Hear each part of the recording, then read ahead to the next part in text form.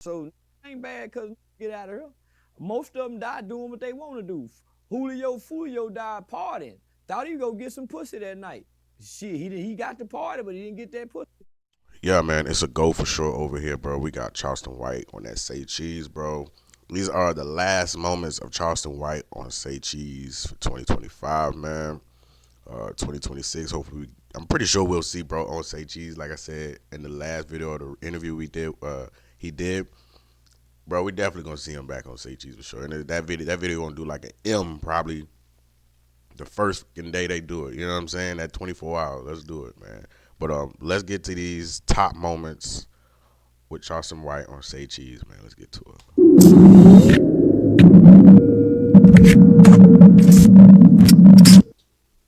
That's telling me people are going to find it. They're going to look for it. Yeah. Organic 1 million views. Yeah. Over and over and over though. Man, we got a formula. We got a formula. Come tell the truth. Throw in a little bullshit. Throw in a little thought-provoking comments. Do something to evoke some emotions, and got a lot of views. Nigga said he go slap me, and we know you ain't you ain't gonna never let that go. Yeah, nah, I'm f***ed up about that. What made him think he can get in my inbox and tell me some shit like that, nigga? And he ain't known for slap. Yeah, I'm gonna be the bro. I know. What is up with this? Is this a shirt / hoodie? Bro, this should say Shield Negro. I'm pretty sure this shit says Shield Negroes, and that looks like some cotton. Bro, taking that shit to the next level, bro. I ain't never seen that shit before, bro. first he slap on. Yeah, nigga, I've been insulted ever since that nigga did me like that. And me and that nigga done seen each other in person. He act like he didn't see me. We was in Detroit at the MGM Grand. And we walked, it was him and Wallow and me and Dewberry, and they were with some female. And one of them hoes said, look, there go Charleston White right there. He act like he ain't see me. You think I'm gonna call the police when I got a bag full of weapons at my show? Herb Gotti just passed away. 50 didn't waste no time. Herb Gotti was cool with Supreme. Supreme tried to have 50 kills. So yeah. If I don't like you when you alive, I don't just all of a sudden have compassion for you when you dead. Before I start getting money, I always said, Yo, Sean, you clipping these damn shits up. That's making him look crazy. You don't care about nobody when they gone. Like, what? I would never fly a girl out. I always said I would never do that. Like, before you get money, you say you'll do things you'll never do. Yeah. But when you get the money, you do it. You do it. Yeah. And shit, when I started getting money, I started flying girls out a lot. That's the best way to get it. How else they go get to you? Yeah. And then the caliber of women you flying out to you, it ain't gonna come no other kind of way. Mm-hmm. Now, if you still want to f*** in the ghetto, yeah, you can put them on the bus. But nah, nigga, you know, if you wanna pick the fruit at the top of the tree, you gonna have to fly them out. How do you hate debating? What does debating do? Because this is what I was taught. What I say, the old people say, what two black men go always do? Argue and debate over each other's ideologies. They ain't gonna stop and build nothing. They ain't gonna stop and manufacture nothing. They're not gonna create nothing. They're not gonna produce nothing. They're not gonna work together to do nothing. It's good entertainment, though. But I'm doing. And sometimes at the end of the debates, good things come from. Not from black people. Nothing comes from black people debating. But black people taking the conversation, debating at the barbershop. Nothing comes from black people debating. Why we can't come work together rather than debate? Because black people don't want nobody working together. Black people want to fight, argue, squabble, and debate. They don't want to make money. Even Shaq tried. I'm not gonna lie, cause it's kind of hard for me to even say that that's not true. Cause it's like when Charleston White first started doing his thing before the internet and shit, like he was saying that he was on the right path. He was talking the right stuff. He was on the right path, but it was like that's not what they wanted to hear. Like it didn't go nowhere until he started doing this shit and being loud and still speaking on what he's speaking on. But now it's like, all right, I'm about to just be loud with it and I'm about to just be honest with it. It's like that's what got him to where he is now. So it's just kind of true because in the black community, it's like, bro, they don't want to hear no real shit. It's almost like you got to curse these motherfuckers out, bro. Or you just gonna get a bunch of damn haters and shit. They gonna be hating. To give her a little hint and told her go dunk in your panties. Shaq didn't get no backlash. Fulio. Yeah. If karma is real, which I don't believe karma is real, that was karma, they say. Yeah, they hunted him down in their mama car. They go, yeah. Nah, them went out their way to get him. Tricked us into believing that death is a bad thing. Yeah, death ain't bad. Tomorrow's not promised to me, you, or nobody else. The greatest reward to living is to die. So ain't bad because get out of here. Most of them die doing what they want to do. Fulio died partying. Thought he would go get some pussy that night. Shit, he got the party, but he didn't get that pussy. We posted it on Say Cheese, and it's amazing how everybody claims 300,000 is not a lot of money. The average American do not have $300,000 in one bank account. I have that in one bank account. The average American do not have 6 months worth of rent saved up in a savings account. If you ain't gave me no pussy, or you don't expect to give me no pussy, don't come trying to play friend, sister, cousin, or nothing, asking for no motherfucking money, and you didn't grew up in a household with me and mama and them. If you ain't done that, man, but see, yeah, and then don't text me asking me for no money. How often do people ask you for money? I get at least 10 times a day. Gee, 10 times a day? They know you got that bad. They must know it's in your account, Charleston. What shit? You online saying it. You got 300 over there, 300 over there. Yeah, we just count about 600. You know the family gonna be hitting you up like, yeah. Yeah, I get a sad story about 10 times a day. I know you're a giving person, but I don't give if you ask. I give on the spot. I move by spirit. You can't come ask me because I think you playing on me. I got to be moving throughout life and see something throughout life unexpectedly. I get to my mama, my kids, my immediate family. But a motherfucker outside of that got to be willing to give me something to get something. Running errands, washing clothes, cleaning up, sucking dick, giving me some pussy, performing a service. But you can't just get no kid school. So why would you check into the private school? Private school, homie. Now Jazz is way more player from what I heard. But Jay Prince Jr. go beat up the bitches, stick his long fingernails when they walk by in the strip club, bite their booty, all kind of shit. He an unruly motherfucker. You done heard the rumor, man. Come on, homie. All the girls in the clubs biting booties. Long fingernail be trying to stick his fingers up in their pussy. Shut the fuck up, bro. He'd come in and try to take the bag from Shut up, so he didn't man. But if you stay away from Jay Prince Jr., you'll be all right in Houston. I don't believe nothing the government tell us. I don't believe nothing the government tell us. Whether it's the CIA, nigga, I don't believe nothing that the government tell us. Because they hide information for so long.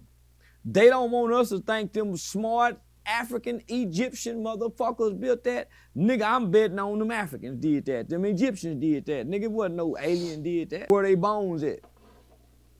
Exactly. Where they motherfucking bones at? Nigga, you can't tell me them Egyptians didn't build them pyramids. They trying to discredit the lineage of the Africans. El Salvador offered Trump a deal. I'm sorry, it doesn't say shield, nigga. It says field, nigga. Oh man. To where as though all the really bad criminals over here will be sent to El Salvador, which is the most uncomfortable jail in the world. The most uncomfortable prison in the world. No mattresses.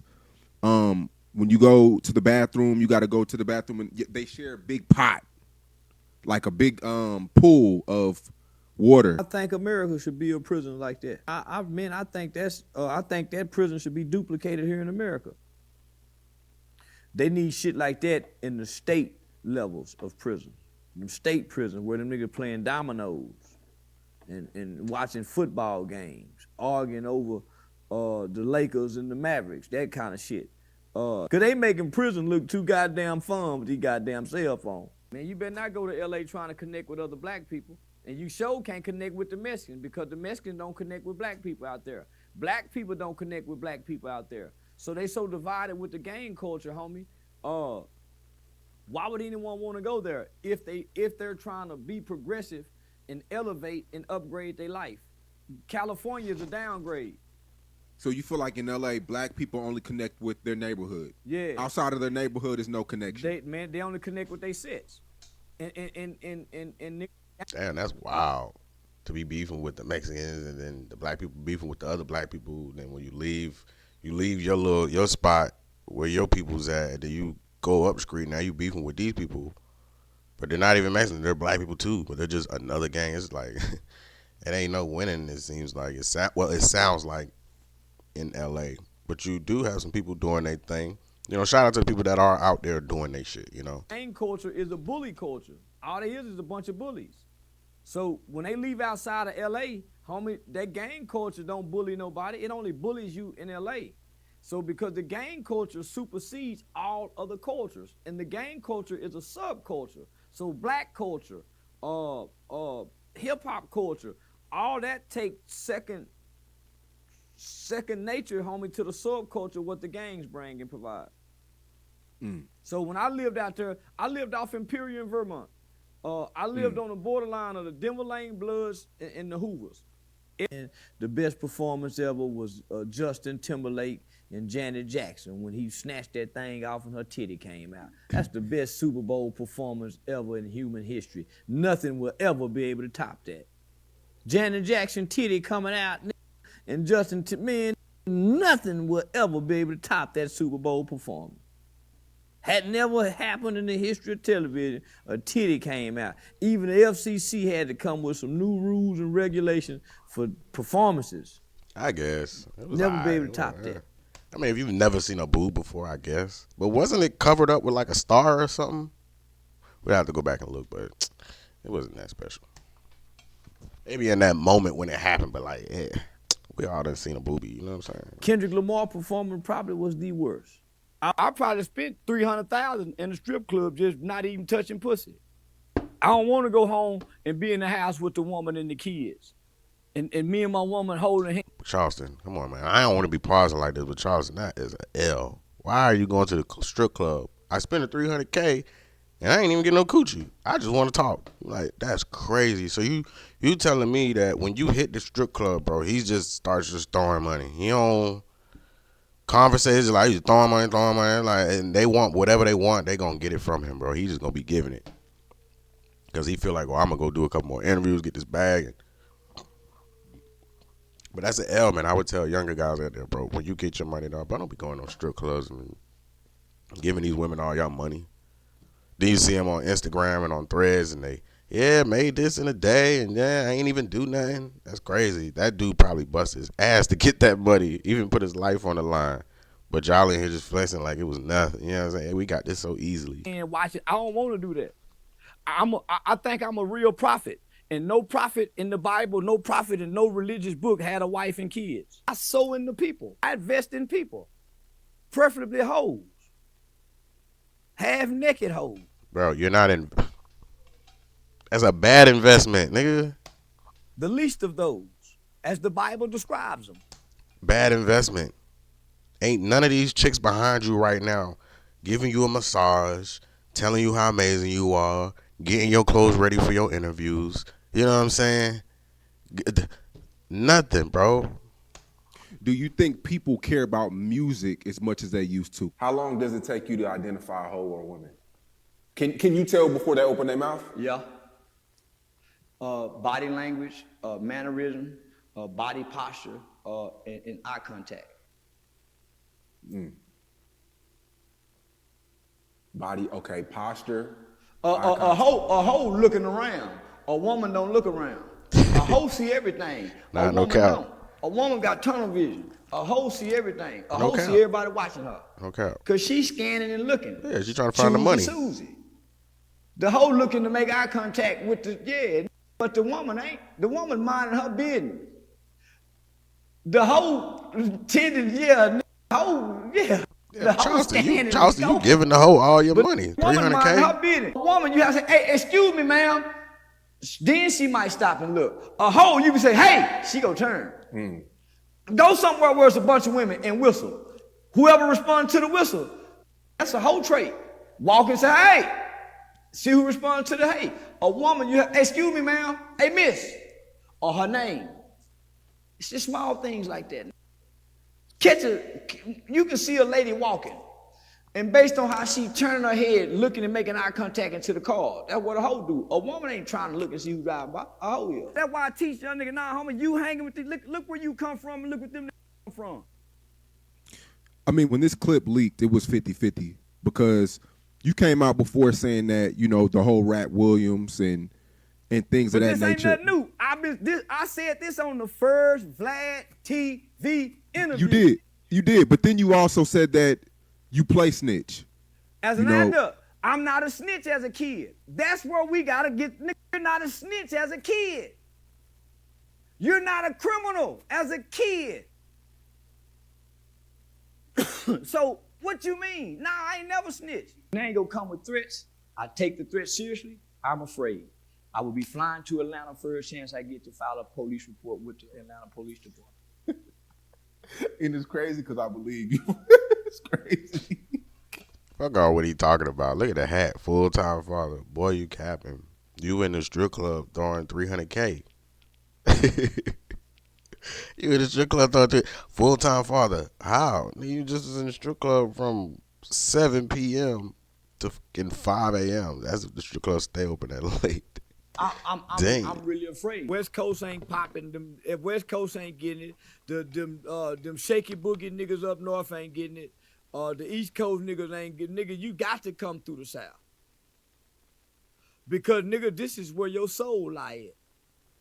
This is where the soul of music stems and builds from, nigga. This is where your ancestors lie and lay. So how else you gonna tap into the soul of what you is, nigga, and you can't come stand a nigga on the blood and the sweat and the tears of the ancestor? They too far away from the plantation. They don't know the drum beats no more. What I realize is, homie, and I learned this from just working with the young niggas in juvenile detention center at the alternative school.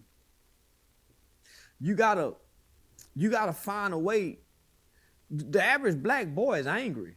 Homie, a lot of the anger that a lot of niggas is coming out the house with is the displaced anger they really have toward their mother. You almost have to deal with their anger or find out a way how to help them process it. The worst thing you can do to a street kid is try to add structure to them. What y'all think about that conversation? I think, I'm talking to the black men out there. Y'all feel like when a black man leaves home, or some black men that leave their home, they're angry because of the mom. Like, this is what he's saying. So y'all let me conversation. Know what y'all think about that, bro. They like, Lil King want to be grown. Finesse said, nah, my nigga, you can't be grown doing it this way. You can't go over here with Moneybag Yo. He think he a grown little nigga. He think Finesse is hating on him. Man, what you doing over there? I'm responsible for you, my nigga. So, nigga, why bring this kid in this environment and then try to criticize a man who really tried to help him? That goes to show you can't try to help everybody, my nigga. The same people you try to help go be the one to bite your motherfucking hand. I just want to let the snitching is part of the game. So don't take it out the equation. You limit yourselves, nigga. How you gonna play? If you take snitching out the equation, then you playing a game to lose. And we don't play the game to lose, we play to win. So young fellas, always include snitching into the equation. Oh, that's part of the game. That's part of the game, nigga. You can't change this shit. They've been trying to change the game of rules that don't have no rules. Most black people who interview me didn't go to school to know English classes. So when they write this title, it's not appeasing and appealing. So it's put in a different class and category based on the look of the title, not the wording. The look of the title is everything capitalized like it would look on a newspaper or on a book cover. That's 30% of it. The thumbnail. Does the thumbnail look criminal? Homie, that matters. It's how you package it and how you present it. And there's 9 billion people we missing that haven't seen it because where they places us based on the title in the thumbnail. That's why I say the young nigga that got, I hate to say the whole mama, but nigga, she got the hip hop mama that embraces the culture. Them some of the most dangerous young niggas that you can encounter. Because they coming out the house angry. They resentment is toward the absence of the father. But nigga, that initial emotion that these young niggas is dealing with is they frustrated with their mama. And the conditions that she allowing them to live in or have them living in. They just coming out into the community taking it out on everybody else. But there are a lot of angry black kids that have mothers who work 2 jobs, who do everything for their kids, who don't really know anything about hip hop. Where sometimes these kids are. I mean, that is true. See, so I'm about to hit on some other shit now. See, what Charleston White is saying is true to a certain extent, but it's like, it ain't about them just growing up in the neighborhood or, you know, the dad out around and shit, bro. You got kids in nice neighborhoods trying to delete the parents or running around and shooting up in schools and shit, bro, and living in nice neighborhoods. Like, look at the David dude. He was the singer David, like. Now he's a suspect in this murder of this Celeste girl. But then when you look at how he was raised, okay, like, did you go to a public school? It's like, no, he was homeschooled. Okay, so your mom had you homeschooled. Then when you start to really watch some other videos, like, okay, you didn't really have no friends. You wanted to make friends, and then it's like, he finally gets friends or some type of, but there's always something wrong with him back in his head because he never was like in the public. He never went to a public school. But then again, it's like, but that just shows you, like, it doesn't matter where you come. It's all dependent on who are you as a person and, like, what the he got going on, bro. And a lot of these parents, they don't even know what's going on with their kids, bro, because they don't talk to them. They don't give them no game. They don't talk to them. So most of these kids are just learning shit off of social media right about now. Just angry because they don't have a present male figure in their life.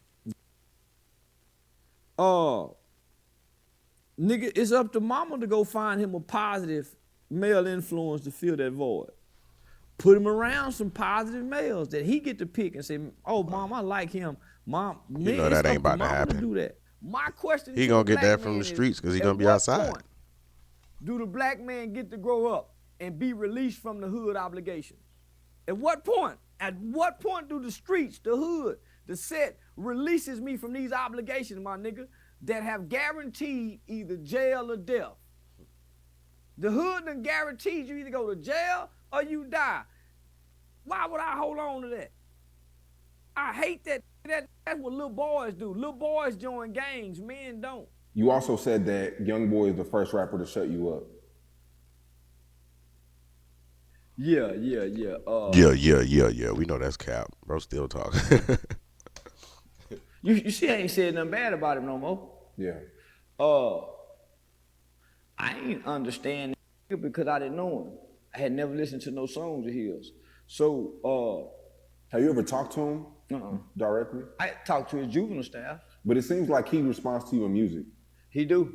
If you got your mind made up on really trying to do what's right, then probation is good. But nigga, if you know you gonna be playing with them people, you better take them 2 years. So I'm what the kind of nigga, homie, I'm gonna play with them people. I'm gonna play with. I think I've got ways. I think I can outsmart everybody. So I got that kind of. So yeah, nigga, I'm gonna take the 10 and play with them people. Yeah, nigga. So somebody like CJ, who's always around 50 niggas, smokes weed, travels a lot. He's a rapper. What should CJ do? Take them 2 years and come on home, nigga. Go right. You gotta understand. Gilly called Pop Hunter a snitch. So Gilly applies the street codes to kids. He did that's how me and Gilly been bumping heads. He applies the street codes to kids. So he called me a throwback rat, and I'm saying, man, pain. He lost his son. I get it. Yeah. I didn't even respond. He's still in pain. He lost his boy. So this is what I told myself when he said that. I said only the strong can show compassion for the weak. Gilly a weak. Gilly a weak. Gilly a weak. So he keep putting the rules down to the kids. from what he say, a kid killed his son. I bet he's okay with that kid being dead for killing his son. He probably have no compassion and no empathy for the mother and the father of the kid who he say killed his son that got killed. My mama always had compassion and empathy for those people who we harm. Niggas take your shit harder, and then other than that, homie, listen. When God give you a gift, and God give you opportunities after opportunities, sometimes you miss your blessings. Twisted Black miss it's a bunch of miss their blessings because they want to be street. And when you sit back and look at this young man don't want to be a rapper. He want to be known for being a street, a real street. And that's what cost him his gift to the world. He exchanged it. I bet he didn't get that love for 17 years. So this is not a reward, boys and girls. The average nigga who come home after 17 years don't get this love. So let's first say that. This is fake love and false love. I ain't heard a nigga mention his name in 17 years. I've been on the internet 6 or 7. I ain't heard a nigga come with a Max B story. I ain't seen a nigga say free my nigga Max B. So man, y'all miss me with that bullshit. Everybody chasing the clout because he got the lights and the cameras and they want to be a prop in this movie that's being shown. Yeah, French Montana been holding them down though. I don't know what he been holding down. But at that point, I'm saying, nigga, ain't nobody said. Nah, Max B definitely came home to some money. Bro came home to some money, jewelry. French taking him around, probably picking up more bags and putting them out there. Like French definitely welcomed bro home the right way he was supposed to. You know, that's his friend, right? They was that close, so. And they always be talking about how some rappers come home and they don't get no love, no nothing. It's like, what? But when he came home, bro, like French Montana, he took care of him, yo. You know about Kevin Spencer? The fishbowl shit, the nigga who attacked me. So Spud Boom get picked up by the feds. What'd he do? Rat. What'd he do? Snitch. Told on shit. So her sister tried to shame me. So nigga, God used that bad for my good. Propel me before the world. They only try to play the mob tie extortion to the weak rappers. But come on, homie, you heard what Sauce Walker told, man. Yeah, man, y'all, homie. Nah, Houston is a player town, homie. It's still dangerous though. Dallas Houston is still dangerous. Fort Worth is dangerous. Definitely. San Antonio is dangerous. It's a lot of places that's dangerous. But you can go as a black rapper, a black celebrity, and have fun in these towns, long as you don't check in to J. Prince Jr. J. Prince Jr. Damn, bro. R.P. Take, man. R.P. Take off, bro. Amigos will never be the same, bro. Even though when he was alive, Offset wasn't with them in good hands in good hands or a good situation with Quavo and shit because the whole Sweetie situation. But yeah, bro, RP Take off, man. Is the boy. Everything happened around him. Notice people always I notice people ask you about, you know, Dewberries and, you know, Sane and, you know, it seems lately you've been more on an island. Yeah, I done fired. Well, not that I fired everybody, homie.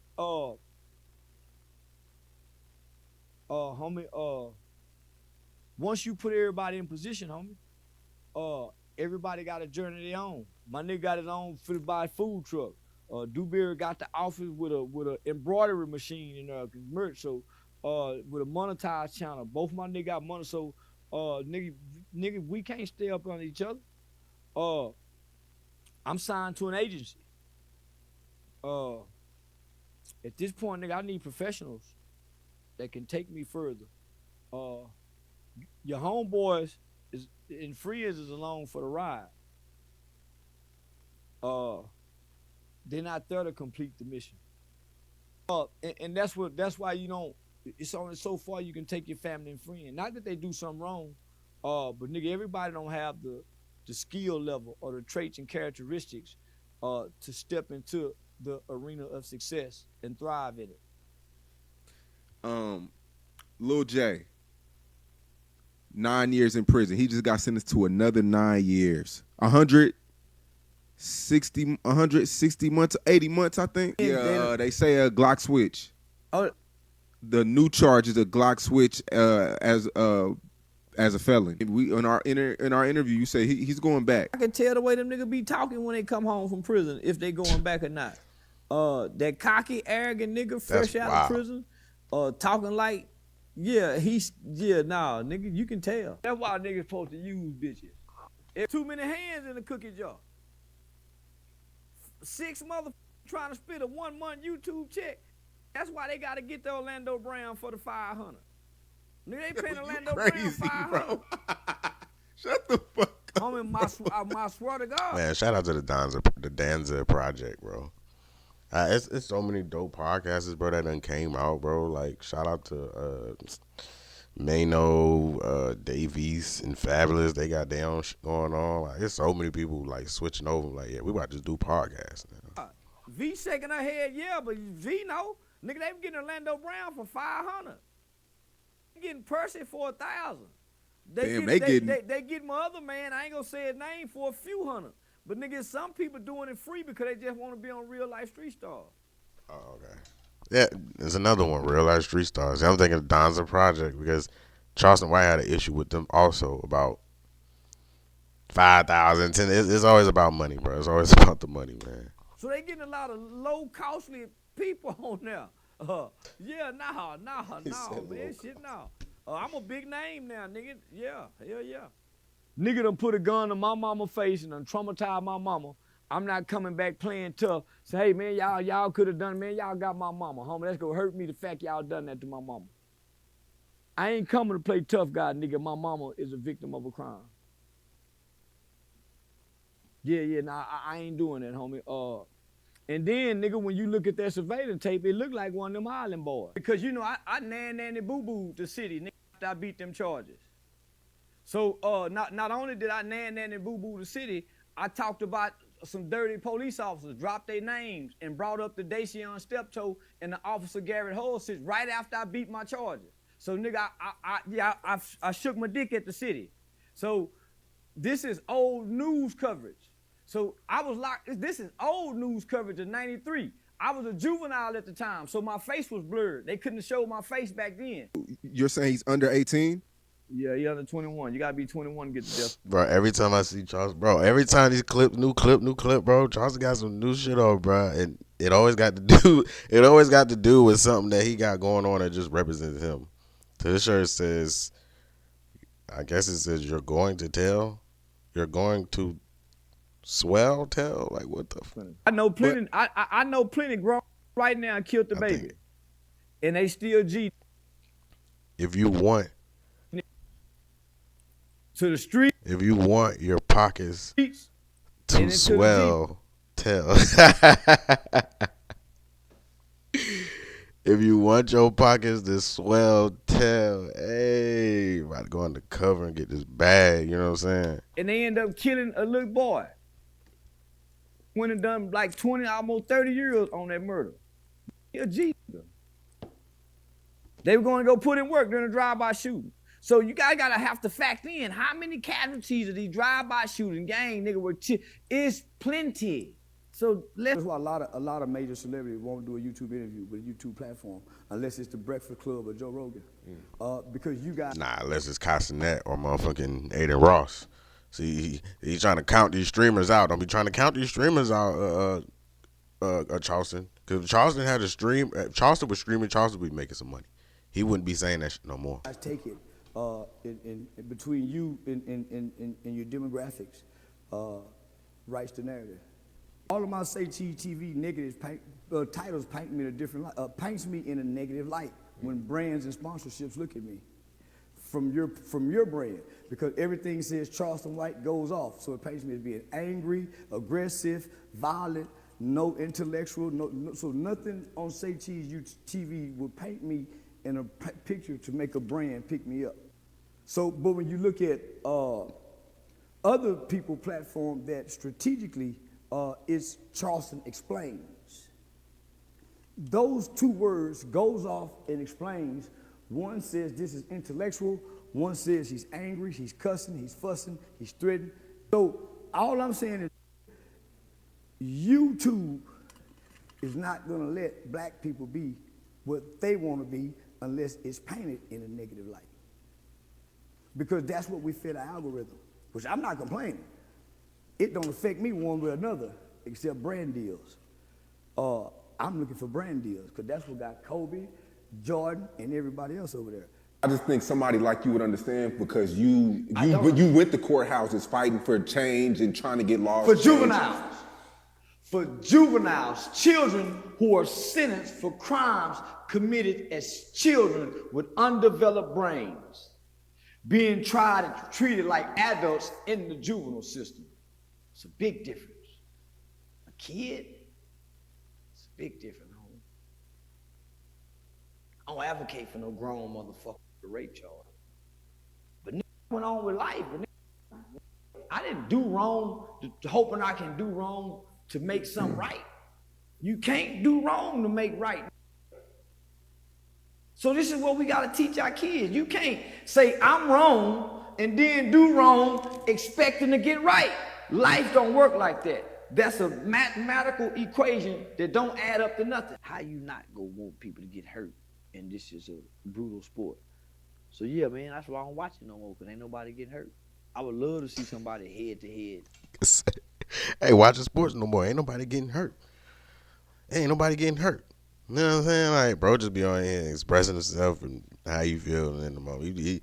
Bro be on some shit before he left home. Like, yeah, I'm about to say this shit on the podcast because this is what I'm feeling. You know what I'm saying? Helmet, Shador, and pick him up and dive him into the ground and get that 15-yard penalty that they give him. Yeah, motherfucker twist his ankle and tear that ACL in his knee where his career over with. So yeah, nigga, I'm praying now you for the tripping, ACL Charleston. tear. Nigga don't want to accept my apology. Yeah, I take that personal. Because you because you did say you would say it again. When you said it on the Jason Lee thing, you said that you apologize, but you may say it again, and it's like somebody that's not a else. real Yeah, apology. Yeah, well, I ain't said it again. When you apologize, it's because you're not gonna say it again. Like if I apologize for doing something, I'm not gonna do it again. But you are gonna do it again. I'm apologizing right now today, and in my heart, I have no intentions on doing it again. But in my mind, I just might do it again. But in my heart, I may not. He don't know, man, I'm dangerous because I'm scared. I'm scared to be hurt. I don't know what it's like to be beat up. I'm scared for it to take advantage of me because I'm scared, man. So I pack these weapons because it ain't happened yet. He ain't, man, I'm scary. Yeah, I'm scary. And I was always told scary people hurt you. I'm scary, man. I'm scared to take advantage of me if they can. So I ain't gonna let them do it. It was one of my best interviews. And I don't give a fuck about the WNBA. Don't give a fuck about none of them. None of them. You wouldn't go to an Angel Reese game? No, nigga. I think that would be dope. I don't want to watch a bunch of doing nothing. Nigga, clean. Yeah, I remember when they started talking about the WNBA shit, it's like, bro, who's really going to watch these women play ball? Like, unless you just want to see, you know, some women just going up and down the court, but like, it's not entertaining. Like, they're not slam dunking, they're not crossing nobody over, nobody's getting hurt.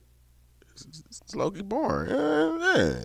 Like, then they want to get paid as the same as the NBA. It's like, how? Like, y'all not that interesting to watch. Up and hoes dancing and stripping. You see where I'm at. I like to see hoes get naked. Hey, I'd rather see them do that than to be seeing them run up and down the court sweating like they some men. Like, come on. Swing on pole. Nigga, I don't want to see no long-legged giraffe, long-neck ass hoe. Them hoes ain't appealing to me. What makes you think you're gonna be a great quarterback for our organization? Well, if y'all ain't ready to change y'all whole team's culture for me and make it center around me, then I ain't the one for y'all. Yeah, everything gonna be around me and centered around me. Even the general manager and them, everything. And them white folks saying, who do you think he is? Do he know he a n-? When did our slaves start coming to our slave camps telling us what they ain't gonna do? Because his daddy is a retired slave, alumni slave. So, hey, I think we need to teach this boy lessons in his people. Who run this shit? Boy, boy said, man, I play football for fun. See the difference? I don't know if they give conjugals in federal prison. I think California State do conjugals, but I don't think the feds let you conjugal. Yeah. He might get the finger in visitation and smell it. You know what I'm saying? Go back there and just let it sit on his nose and peel his meat back. But shit, for the most part, nigga, one of them close homeboys, one of them friends that's cool with the cousin, one of them homegirl brothers, one of them, somebody gonna be, it got to get touched. Yeah, she ain't gonna be no nun. That's one thing she ain't gonna do, especially if she done had it before. Yeah, they ain't gonna put it on ice forever, Sean. They might put it up for a little bit, but nature got to kick in. What's going through Lil Durk's head right now? Is it regret or is it I lost? Hey, Sean, what's going through Durk's head right now? Not what you think or what could possibly be going through his head. Like, you asking Charleston Wild, like, yeah, Charleston, I know you just spoke to Durk last night. What do you think is going through his mind right now? I lost Vaughn. I lost my brother. I lost my manager. He ain't thinking about none of them. He thinking about that them kids and all the resources that he done had to give up. All the freedom. Man, thinking about the shit he can't do no more. Nigga, he ain't thinking about Vaughn or Newski or his brother. So he living with a lot of regret. You say something on here about me, I'm gonna make sure me or you die. They don't want to retire. I mean, it's hard to say Max B's a has-been. He did 17 years. Any nigga been in prison for 17 years is a has-been. Has-been. You got 17 years of doing nothing in the world. You think you supposed to quantum leap in today's society and you still that same nigga? Big Meech couldn't do it. Bobby Shmurda couldn't do it. What makes you think Max B go do it? You know why I think he go do it? He's much more presentable and articulate. Have you? Nah, that low key is true though. Like, he locked up. You locked up for 10 years, a decade. Like, yeah, when you come out, bro, like, ain't nobody really worried about it. Now, if you in there for like maybe 2 years or 3, like Pushasi, come out, drop the FDO, yeah, you gonna go crazy. You ain't been in there that long. You been in there long enough, but like, you ain't been in there for a whole decade, you know? Been paying attention to the 50 Cent and Big Meech situation. Yeah, I've been paying. Now, Big Meech, now 50, he was working with Lil Meech. Of course, we all know Lil Meech was on the BMF shows and doing stuff like that with 50. Big Meech was just recently released, and he went to go get some money from Rick Ross, took a picture with Rick Ross. 50 Cent ain't with that. So 50 Cent, he started calling Big Meech a rat. And I guess it is paperwork out there. Y'all got to go do your research. But yeah, 50 Cent pretty much canceling the whole thing. When you do your research, you find out that there's no paperwork on Big Meech. So if you go do your research, you find out that there's no paperwork on Big Meech. That's why you hadn't seen no paperwork. It's all hearsay. Somebody saying he told, or somebody saying he used Tammy Cowens to set up Cuffy. Well, when you do your research and you look at the court documents that's on Big Meech, you see that Tammy Cowens took the stand and said that she did this on her own accord without Big Meech's knowledge. I love being right, and ain't nobody proved me wrong yet. Yayo's home. Yeah, he going back soon. He's going. Yeah, he'll be back. Hey, so listen. There's data. There's criminal justice data, and there's statistics, FBI statistics that says almost 90% of guys who go to prison and go back within 5 years. Sitting back, looking at his interview, listening to him, he's still angry, he's still bitter, he's still lost, he don't have a plan, he don't have a goal. He just doing interviews and he just want to express himself in Section Red. He'll be back in prison within less than 3 years, or he'll be dead in 10. Somebody go kill him. It's too much death been around him. He the last one to go, and they go get him. They go get him. If they'll kill Lil Ronnie and his baby, They gunning for him too. He too motherfucking bad and tough. He barking at some niggas that got the power to do it. These niggas got locked up at 12 and 13. I'm saying, damn, nigga. So that's how I was able to start an organization that included over 50-something men, homie, who had been locked up for murders that they committed as children and now living productive and social lives. So that's how I was able to really impact the juvenile system, because I could go to any school for 52 weeks straight and put a different speaker up here and give a life story and show these children how not to go this way. Hey, this the way I went. So I became a poster child, homie. So when I come to the internet, I ain't no street nigga, homie. Nigga, by this time, I'm partnering and working with Mitch Nolte, and Mitch Nolte is the #1 capital murder and death penalty a lawyer in North Texas, out of Collin County. Something that I want to change in the world. How black people treat each other. I see a lot of people complain about, man, Speak on it. all he get paid to talk about black people. All he do is get on platforms and put down black people. Man, fuck all that shit, man. We hear motherfuckers in the comment section. We see the new trend of this black fatigue, man. You just got, it ain't even just black people. It's different races, bro. They're just tired of the bullshit that a lot of things that black people do. And it ain't even about just, this is about like ignorant motherfuckers who just be doing stupid shit. They're tired of that type of shit. We tired of it. We tired of seeing it. You doing that, booms and something. It's like, bro, you know what the outcome is that's gonna be. Like, why are you doing this? Why? It's like the same shit we see over and over. People online, black people, white people, they tired of seeing it. It's like the black fatigue thing where people are just calling out the bullshit. You know what I'm saying? Calling out the bullshit, which is it's a start, but it needs to take more effect. But like it not more so of effect, but it needs to like it has to be some type of change that's gonna happen with the shit. And if it ain't no change, it's like, okay, maybe this black fatigue thing was just a trend for right now. Now we're moving on to something that it's gonna be a white fatigue next. You know what I'm saying? Because every race has some they need to work on, bro. It ain't about just black people, but if you're a black person, you want to see your people do great, right? Because these are your people.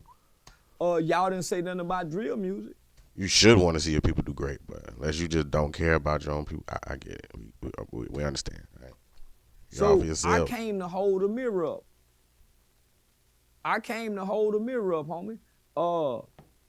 Another thing I would like to change in the world, homie, is get rid of the WNBA. I think them hoes is a waste of time, space, and money. Woman to take it forever, but a hoe will get fed up. Bro, leave them and they WNB. They ain't bothering us. They ain't with us. You know what I'm saying? Ain't messing up no money. Let them play their little ball, bro. Shit.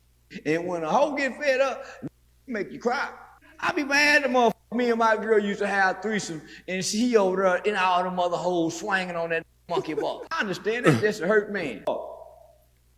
If you're real with yourself, if you done dished it out, you ought to be able to take it. It wasn't no backlash, and they went online bragging about killing the baby. It wasn't no backlash for that. So this is the time Charleston come out and say, man, I keep telling y'all, I told y'all. This is where y'all become hypocritical.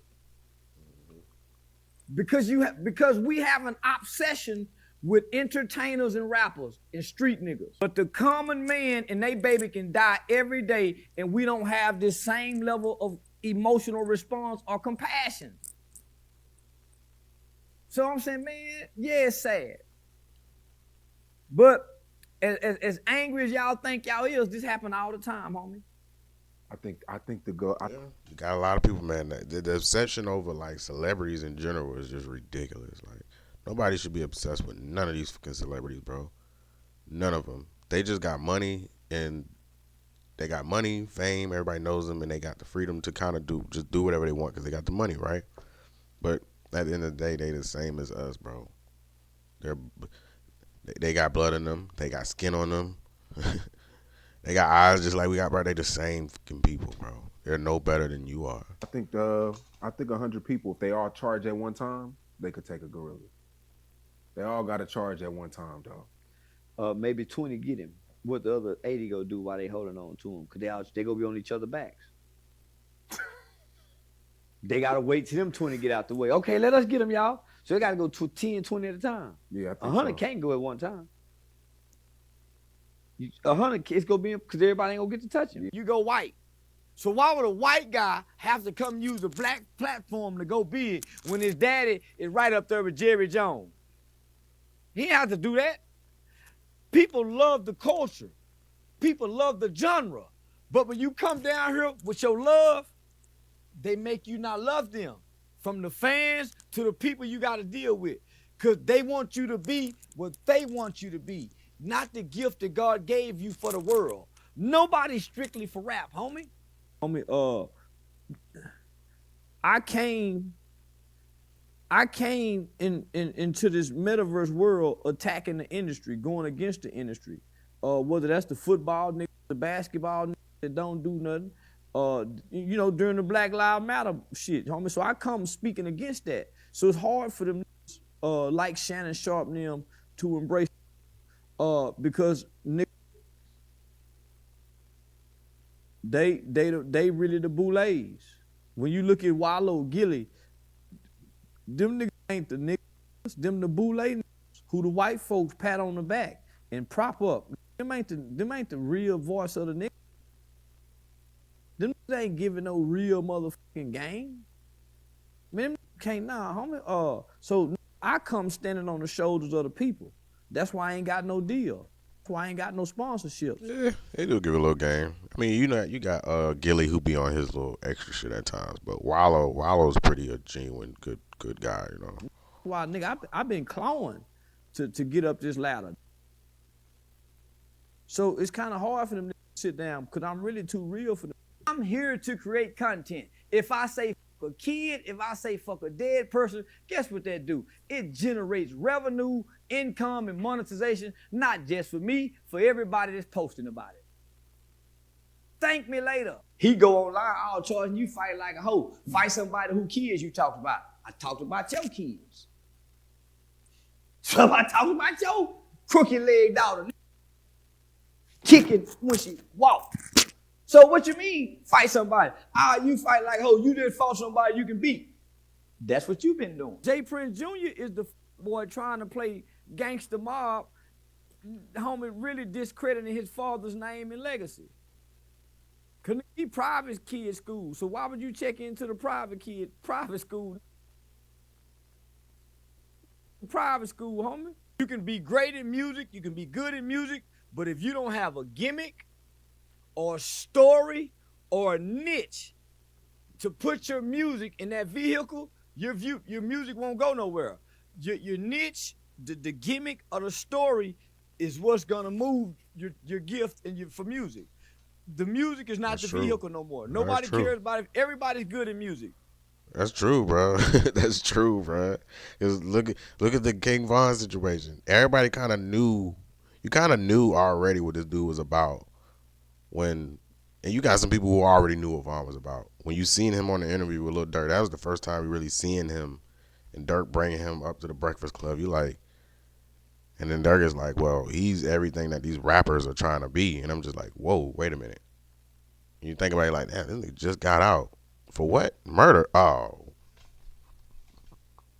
So from right then and there, like, you already have a story with this guy. It's like, already you're looking at him like, oh, this dude is dangerous. And then you start listening to the music and it's like, oh, okay, everything matches up with this guy. He's crazy. He's crazy. Like, his music matches. We're going to listen to it. You know what I'm saying? Because it's like, it connects. There's a connection there. It's like, oh, wow. So now you're like, damn. Then you hear the music and it's like, he's still talking that crazy but the beats is hard. His flow has gotten better. He's gotten better. Oh, this is dangerous now. You better have a gimmick or a niche or a hell of a story to push this. And I learned that from watching American Idol.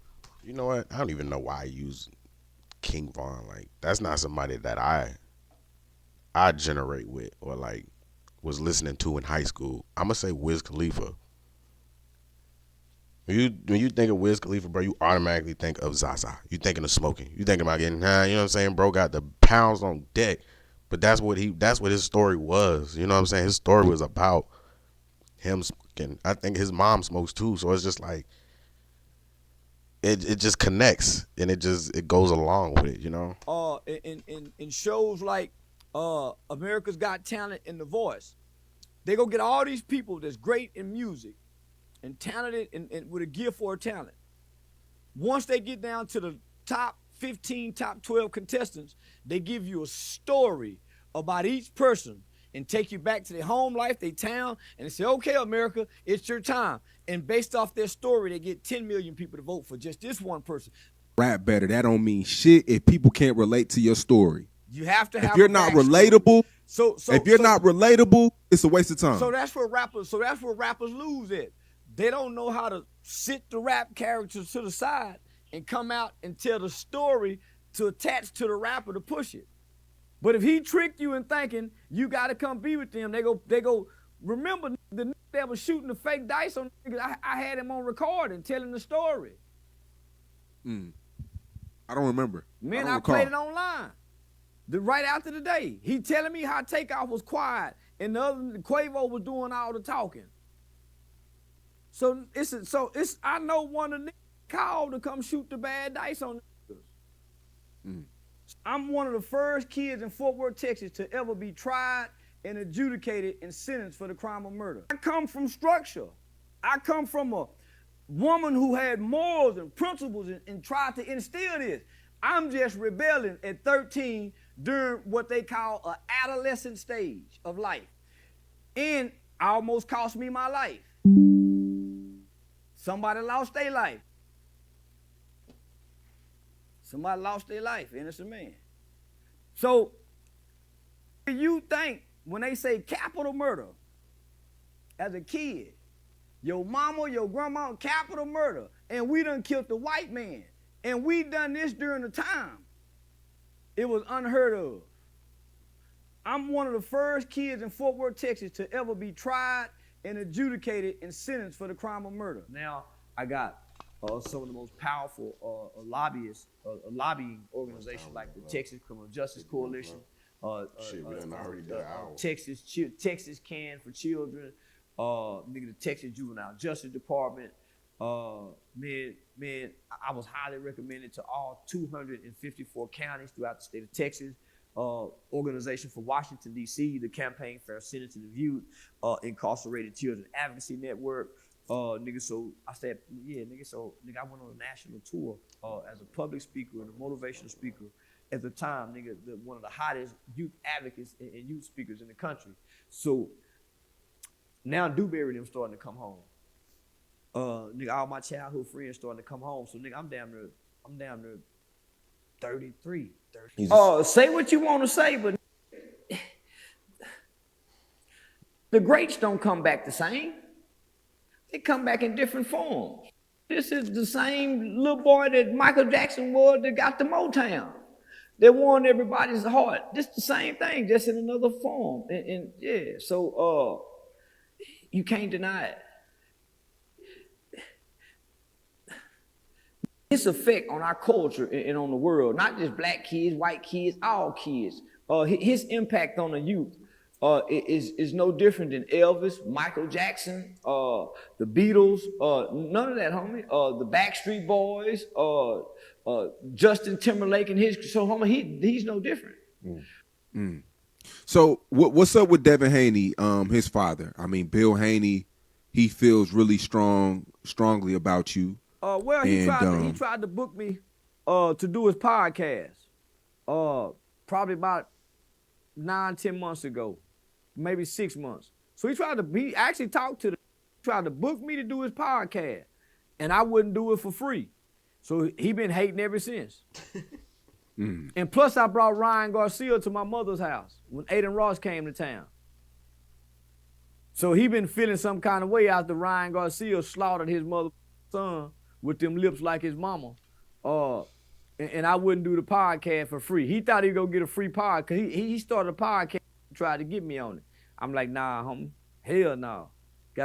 your son making this kind of much money, you got to pay me something. He didn't want to pay nothing. So nah. Yeah, that's crazy. He ain't want to pay you nothing. So you mean to tell me you seen Charleston White on all these interviews and you think he just doing shit for free? And you got money? What a goofy. Ain't shit free out here. Bill just mad I won't do his podcast. And I had Ryan in my mama's house and I betted on Ryan and Ryan won. I go spar with that. You know that I don't go nowhere else to mention their name. Only here. I don't go nowhere. And then if I put their name in the title of my YouTube, I play music.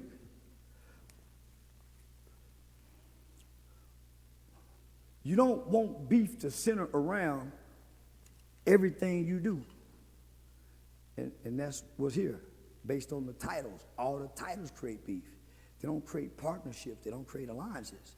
One thing I've noticed about it, even when a kid gets killed, the killer can still find refuge.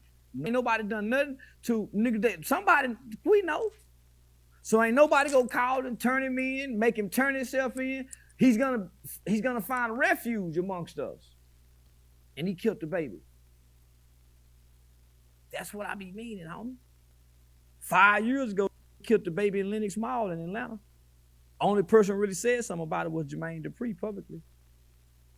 Kids been dying. But one thing I've noticed about it, even when a kid gets killed, the killer can still find refuge. Nobody gives them up.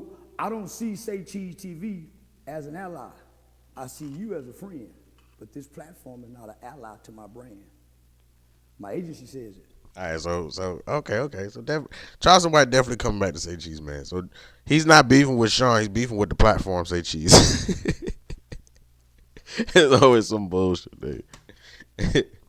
Nigga, you know how much money you can make just sitting Say Cheese TV just to film my comedy show while I'm on tour? Friend, just some extra money.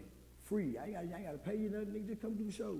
You can take this, nigga, and make this a vault where we can go over to Netflix. Friend. So I'm saying, yeah, Sean Cotton, my friend. But nigga, we need business allies.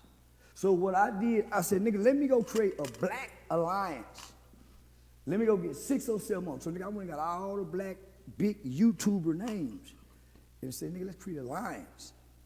We'll be bigger, better, stronger. But nigga, this ain't for me if you want to grow. Or anybody else if they want to grow. It's about growth. And I'm growing. So shit, nah, nigga, it's growing. But nigga, I had a reality check. Nigga, car shut down for 24 hours. And I got to see what it felt like to be poor again. With no help. This was gonna happen if you fall. They go from your friends, your partners, your childhood, all these different people, just like you can't think now. So I had a reality check, nigga. I hold up the mirror to black people. They call me a snitch. Charleston went broke. Remember when did nobody want to fuck me in the beginning? My boy went broke. Because they said I was a snitch. Yep. Right? Fucking with all them damn Woody strippers, come man. along. $300K at the They strip embraced club the is crazy. Right? Nigga, I played snitch long before Woody came out. And people were literally non-street people, platforms and everything. And nigga, you ain't never seen me on the stand telling on nobody. You ain't nobody ever produced no paperwork. All they got is me saying, I called the police. And nigga, they have labeled me a snitch. And I was rejected. I've never shot a gun at black people. I didn't sell dope in the community. And I really was working with children in the community when I first started, right? Nigga, right. the black culture rejected me off the fact that I said I will tell. Not that I have told, I will tell. The hood done guarantees you either go to jail or you die. Why would I hold on to that? I hate that. That's what little boys do. Little boys join gangs, men don't. Homie, nigga, that's probably one of the most disappointing things about Rap a Lot. Got access to these two niggas, homie. Boy, them niggas a hell of a duo if they can come together and put some game down together and start performing together. Everybody on some gangster beef shit, nigga, and can't get past the beef.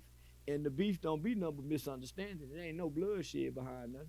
So I got a question for you before we get out of here. Let's say, how I'm gonna put it for you. Let's say you cooking dinner, and you got your mom sitting at the table, your girlfriend sitting at the table, and your daughter sitting at the table. which one do you feed? Who do you give the plate to first?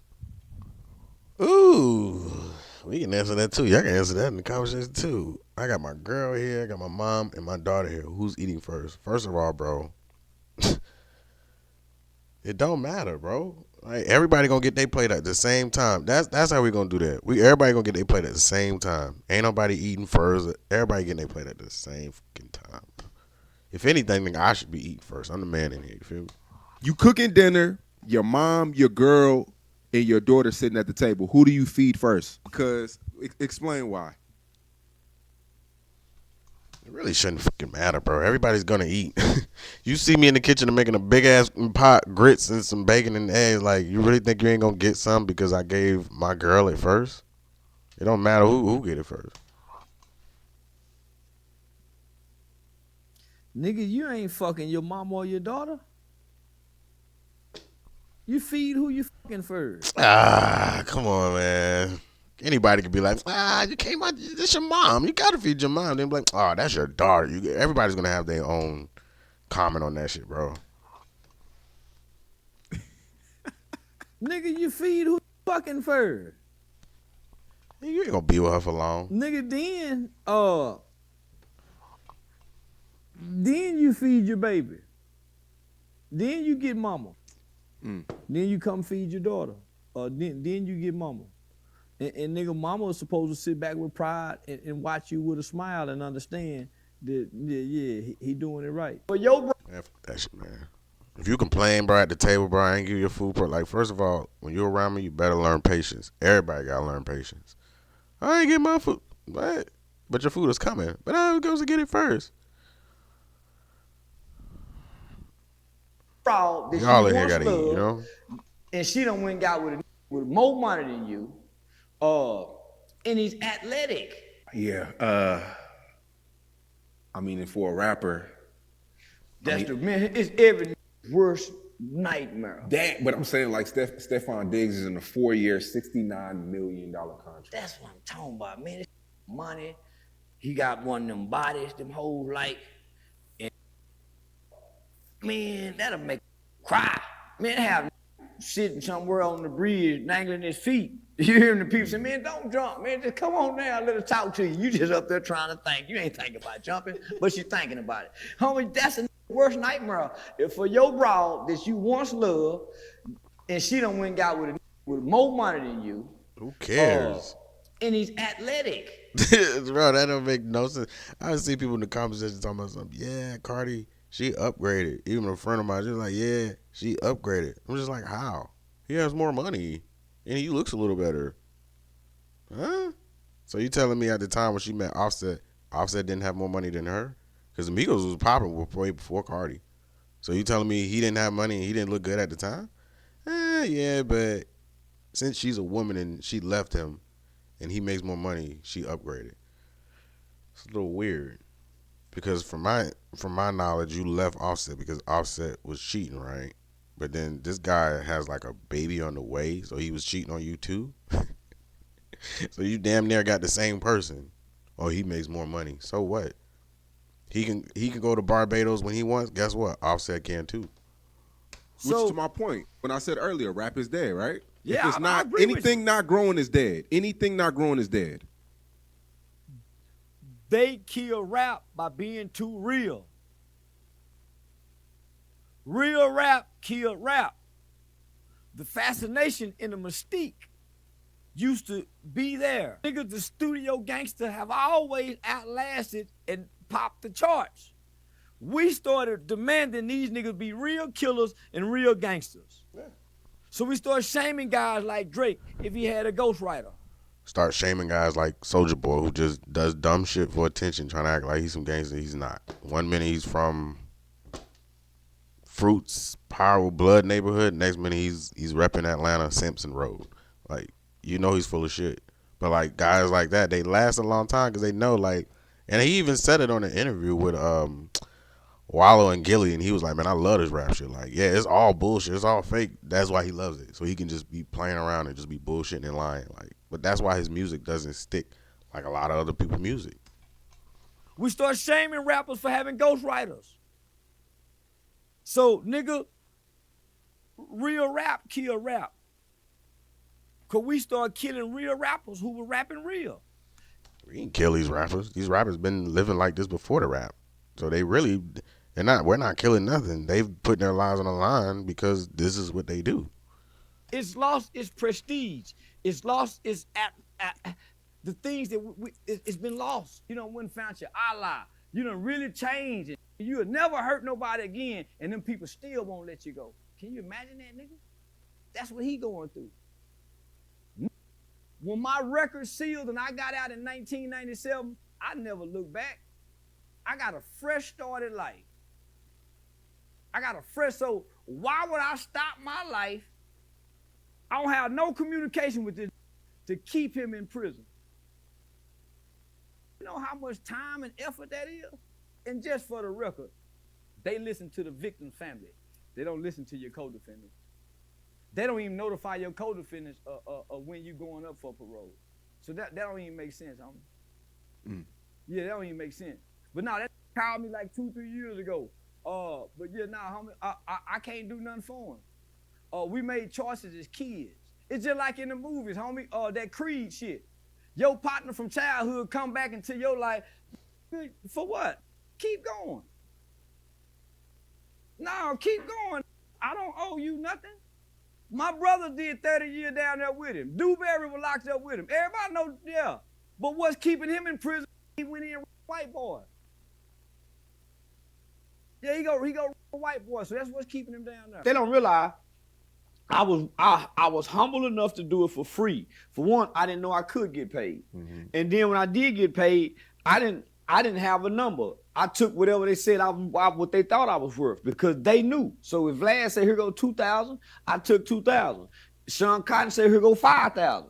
Okay, Vlad, say Cheese TV, give me 5,000. I didn't know I could get 5,000. So then once I started knowing, I said, hey man, can I get a raise? He said, yeah, you can get a raise. But nigga, these were free interviews for a while. These were $500, $1,500.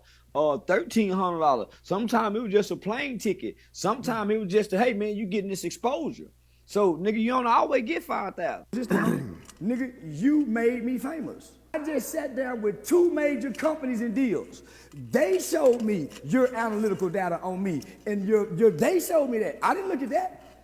So all I'm saying is, YouTube is not gonna let black people be what they want to be unless it's painted in a negative light. But yeah, nah, nigga, I'm back vulnerable. I don't know nobody. I don't know who to trust. Because everybody I trust either talk about me, don't talk to me, and nigga, I helped everybody. So maybe this is what they say when it's lonely at the top. When I got to the hotel, my phone was fucked up. Nigga, I went out, spilled some juice on my phone, couldn't unlock my phone to pay for my room. I couldn't think of one person to call, nigga. Use that as the motivation to say, I owe nobody shit, nigga, because y'all didn't help me. And when I look at it, nigga, y'all are really waiting for me to fall, including the Say Cheese TV platform. Y'all waiting for me to fall. Y'all paint me in a picture, nigga, for the world not to like me. I just beat y'all. I done got too big for it. So what I did, I said, nigga, let me go create a black alliance. I'd be mad at him, motherfucker. Wow, Jeff Bezos gonna give my money away to a bunch of goddamn niggas.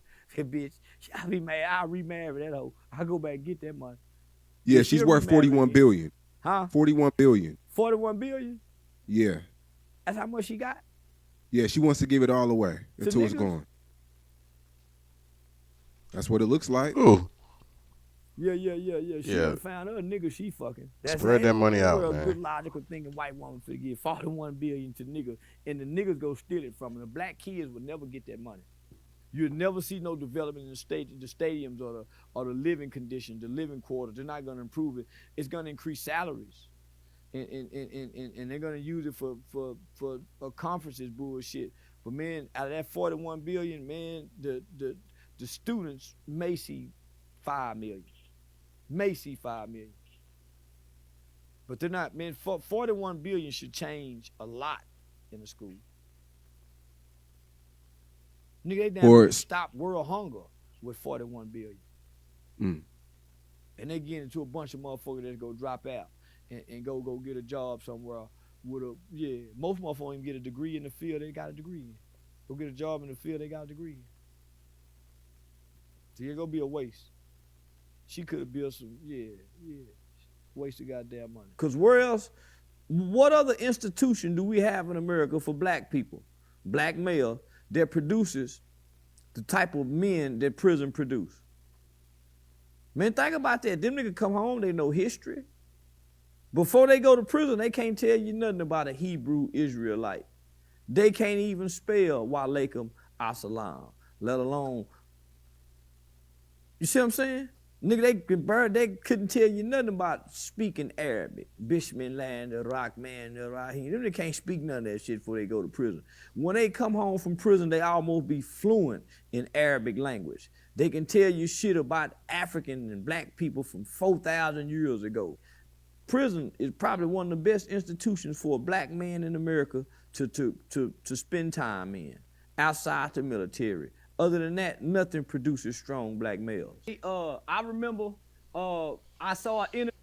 You don't need no damn prison, bro, to become a great black man or a great man in general. You don't need prison or the fucking military. You just need discipline, and you just need to be surrounded by some decent people. You know what I'm saying? Interview on No Jumper that Brick Baby said when I went to jail that it was the game guards. The game guard finally got me. From all that talking, dissing street gang member. Brick Baby, if you ever see this interview, look like the Crip guard got y'all. And they got your ass in a mean headlock too. The feds. Yeah. This separates the men from the boys right here. Yeah. This separates the men from the boys. I just had some pending state charges. And like the old told me, nigga, you can buy state charges all day long. They just want some money out your ass. But when the feds come get you, they don't want no money. Everybody I had problem with, I went back and forgave them. And God elevated me a little higher. So he can stay over there on the state TV being unforgiving. See the difference? When you know better, you do better. So when you understand that you can get brands, deals, and movies, and sponsorship, nigga, I got the people from Converse talking to me. Say, man, where can I send some shoes to? Nigga, I'm putting the niggas on in Miami. I'm taking my light and showing to the niggas in Miami. Who y'all sharing y'all light with while y'all trying to get me to beef in y'all light? That's why I say, nigga, I got to go that way because I'm in a position, nigga, to go put people on. Not sit here and squabble with a nigga about what I done said, about what he done said. And we can't put nobody on. So, nigga, I'm trying to create a black coalition of social media influencers like Aiden did in the streaming world, since won't nobody else take the initiative. And I'm starting with the niggas I got into it with. Listen, boy, when a woman showing up at the jailhouse, this ain't just no phone call. You saw how she was crying on the phone with Thug? So, because you back up Travis Hunter for what his girl do, but you can't clown Devin Haney for buying his girl a Maybach after that footage came out. Yeah. Man, listen. If your hoe going to go sit in jail, she can't get the dick, but she going to, man, if she can get this dick out here, but she can't even get it and still running down there crying over it. That Thug get mad, Thug gonna go f her. The way she was crying on that phone, Thug, he just playing on that for the money. She wouldn't be with Devin if Thug was out of jail the way she was crying on that phone. So Devin, he got to hold this L. That was an L. And then he turned around and got her a Maybach. That's why, man, hoes supposed to play on suckers. That's a sucker. That's a real live sucker.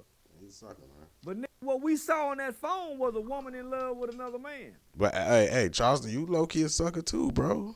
We ain't forget what you just said, bro, in the beginning of that interview, talking about you went to the strip club, blow $300K and don't even get a dance. You like, what? Nothing? Nah, nothing. So all y'all niggas get money be doing goofy shit, bro. He wouldn't have her. But you saw how she was pleading on that phone, crying in tears. Homie, listen. Boy, when a woman showing up at the jailhouse, this ain't just no phone call. and she running down this jailhouse to go see a nigga that can't put the dick on her. You can only get that baby that pacifier for so long before it want a bottle. Devin Haney is a pacifier. She was looking for a bottle.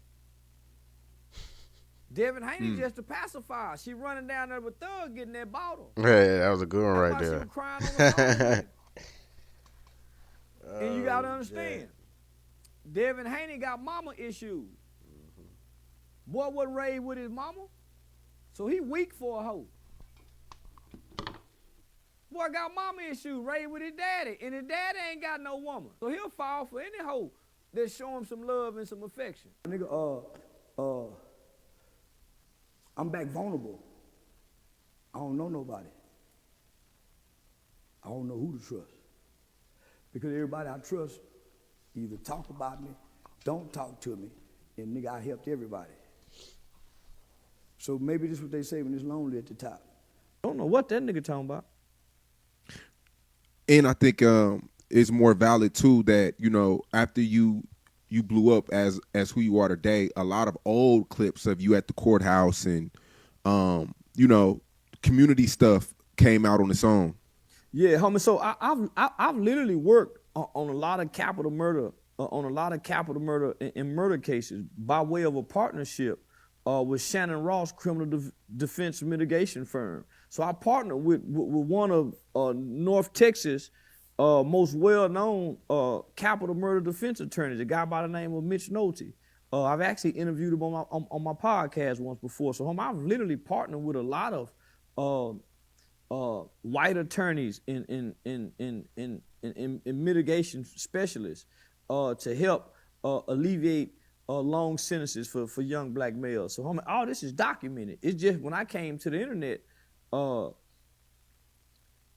the persona took off so big and propelled me so much out into the world that what I was doing online became so viral. It began to in the search engines. It began to supersede what I was actually doing in the community. Because when I was actually doing in the community, I wasn't cussing. Nigga, I had a bow tie on. My shirt tail was tucked in. I was very articulate. This is why you play the lottery, hoping one day you can live like this. But when you look at the American economy, it says differently. I think another thing too is when we posted it, it was funny to see how invested people are into how much money other people have. We have always been invested because we idol and we worship these small gods. Celebrity are gods to poor people. Poor people live their life through rich people. That's why they got the lifestyle of rich and famous. That's why they got BET, How I'm Living. That's by MTV, How I'm Crib. That's why they at the barbershop argue if Jay-Z got more money than Nas. This is why you play the lottery, hoping one day you can live like this. If you didn't peak in celebrities' lives, where would you see success and affluence? I used to watch all the How I'm Living MTV Crib till I find out them were bullshitting and were leased cars. They wasn't they have. When I find that out, shit. Hey, Redman was on some real shit though. Like he was showing you, I think he had a townhouse or an apartment, bro. But like, and they showed his house. Like, yeah, this gotta be his spot. This gotta be his spot. He keeping it 1,000. Like, yeah, this is my apartment right here. Dang good. And I think they showed it was a episode with Bow Wow's house. Had the big mansion and all the cars in the front. I think his mom was in the video video also. So then when I find out the average person that we watching that we think got the money ain't got the money. Cause they don't show us their lifestyle. I'm showing you the lifestyle. Cause I didn't want to be what I was looking at, admiring something that wasn't real. You see the models when they walk, how they walk, the strut that a model got, that's a hoe. It's a hoe. That's a hoe who done taught another hoe how to walk with confidence as a hoe. Yeah. Change my tone, homie, but a hoe in the bed, I know how to play with hoes. Me and bitch get along too good. We argue and fight, but me and a hoe, boy, we have fun like a motherfucker. Me and a woman and a lady, they love me to death because I'm a perfect gentleman and respectful. And yeah, if I want to fuck, I don't let them know I want to. A woman, but a hoe, I slap on her ass, let her see the dick print. I know how to act around a hoe. It don't explains, breaks down what the whole 2 hours is about. The title tells you what it is, what to look for. That's all I'm saying, my nigga. I'm studying this because I got 2 major deals on the table. And we as black content creators, social media outlets, don't understand that, for one, if you don't go do this, you're not this. You're just uploading content. No media credentials. So I'm saying, nigga, we fucked up. And ain't nobody giving us the game. You know why? Because ain't nobody sitting down in front of the cameras dishing it out. Homie, so what I said it. How does that hurt you? How does that affect you other than how it made you feel when you heard me say it? And you dwell on it to keep feeling like this? What's going on in your life when you got to dwell on it? That's why when this new video came, you wasn't dwelling no more. It's just a trend, homie. It's like a trending topic. They only mad for a minute, and I know this. That's why I say things. It's so horrible, and within months, they forget that I even said it. Performing at the Super Bowl is like the slave being invited to the front of the mansion, to be in the front yard and get to perform in front of Massa and his family and friends while they sit on the porch. And y'all out in the front doing your slave dances, and you get to perform in front of the house. That's what the Super Bowl performance was like. So to say, man, he did this, he had the symbols in it, homie, that don't do nothing for black people. Symbolism don't do nothing for black people. But the most disgraceful thing that I seen was Serena Williams up there crip walking. That was the most disgraceful thing that I... Yeah, it is kind of wild because it's like she's not known for like the culture type shit. I guess you could say because she's black, but like she's not... Come on, we all know who's rocking with the culture, who's supporting that type of shit. So when you see somebody like Serena Williams or just like anybody that's like professional and that doesn't indulge into like the ignorant ghetto shit with the culture, it's kind of like, well, why are you over here crip walking? Like, you promoting this even more, even though that's not even you. It's like, yeah, it's kind of, it leaves a taste in your mouth. It's like, well, you're not that. You're like, how can I say it? Like, you're not that, because Serena Williams, when you look at Serena Williams and you think of her background, like, she's professional. Like, you know what I'm saying? Like, so you see her crib, I was like, dang, you trying to, what's going on here? Something's not right, you know? You're supposed to be professional. Usually, if Kendrick asked you to do that, sure, that was part of the routine, you should have been like, hey, I can't, you know, I can't be putting that out there like that. So maybe your homegirls from the hood in Compton, you need to have them come out here and crip walk because that's what they. So when you see other chicks or when you see her doing this shit on the screen and you know what she's about, it's like, wait a minute. The little girls that look up to her are gonna think, maybe I need to be dating a crip. I need to be.